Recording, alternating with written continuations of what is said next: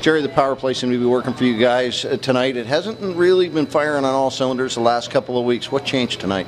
I think it's just the shot mentality. Our D had that coming into the game, and Stu, listen to the coach and look what happens. I mean, we had 2-point shots there that went in, and that's good on him for putting it in a place where the goalie can't get it, and good for our power play as well, moving forward.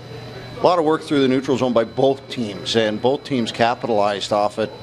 How do you look at that, on the tape the next day and say, what do we got to do to stop a speedy team like that? It's just minor things. I mean, this rink was a little smaller than usual, but we were just kind of a little bit of falters there that they're just cutting through with their speed. So a little practice doesn't hurt to fix that. So just work on it tomorrow and fix it all up. Nice to pick up a couple of points in front of the hometown team. For sure. I mean, I was looking for a goal early on here. Came close a couple times, but I'll take the assist for the goals anytime, and I'll take the win. I mean, that was a good win by us, a good character win, so that's all that matters here.